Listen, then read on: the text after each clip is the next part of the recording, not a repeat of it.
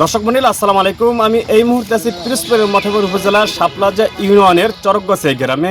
আপনারা আমার পিছনে যে লোকজন দেখতে পাচ্ছেন এরা কিন্তু চরকগাছা এবং তাফালবাড়িয়ার ভিতর থেকে ঘরনলি খালের যে শাখা, সেই ঘরনলি খালের শাখার যে আপনার খনন কাজ, সেই খনন কাজে কিছু কতিপয় লোক, এলাকার কতিপয় লোক বাধা দেওয়ার কারণে কিন্তু আজকে এলাকাবাসী এই জায়গায় মানববন্ধন করছেন, বিক্ষোভ মিছিল করছেন। মূলত তাদের দাবি ঘরনলি খালের এই যে শাখা আছে, ঘরনলি খালের এই শাখা খাল যদি খনন করা না হয়, তারা বর্ষার মৌসুমে তাদের যে ফসলি জমির যে বীজ নষ্ট হয়ে যায় এবং গ্রীষ্ম মৌসুমে তারা পানির অভাবে অনেক ভোগান্তির শিকার হন, যার কারণে কিন্তু আজকে এলাকাবাসী এ জায়গায় মানববন্ধন সহ বিক্ষোভ মিছিল করছে। তো আমরা এলাকাবাসীর মুখে বিস্তারিত শোনার চেষ্টা করব। আমাদের দাবিটা হলো আমাদের এই তাফালবাড়িয়া এবং চরগাছিয়ার মধ্য থেকে এই ঘরনলি খালের শাখা উঠছে আমাদের এই ফসলি মাঠে।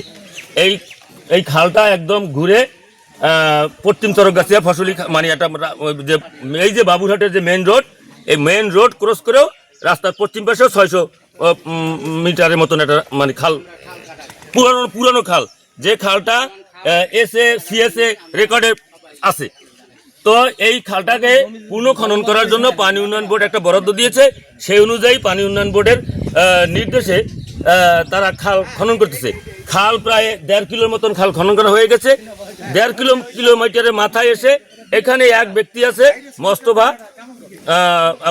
ফরাজি, ওনার বাবার নাম হল কাঞ্চন ফরাজি।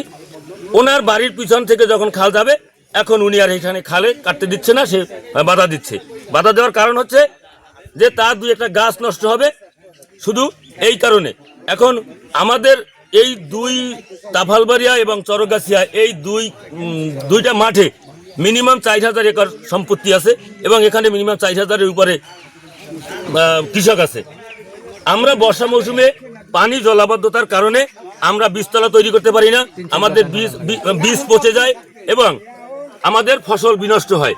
সে কারণে এই খালটা খনন করা যেহেতু শুরু করেছে, এই খালটা যেন খনন হয়, আমরা প্রশাসনের মাধ্যমে মাননীয় ডিসি মহোদয়, তারপর পানি উন্নয়ন বোর্ড এর ঊর্ধ্বতন কর্তৃপক্ষের কাছে আমাদের দাবি, এই খালটা আমরা খনন করতে চাই এবং এই খনন করা খুবই প্রয়োজন। আমাদের দাবি হলো এই খাল যেন খনন করা হয়।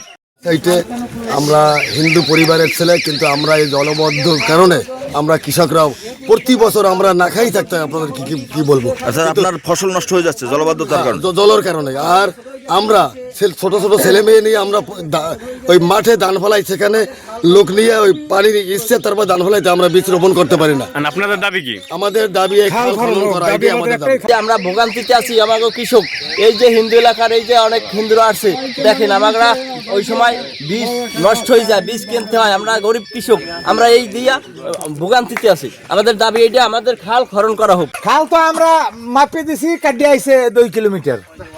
আমাকে গাছপালা সব আমরা ওই গাড়ি দিয়ে ভাঙ্গে সরাই নি, কাটাই দিছি আমরা নিজেরা।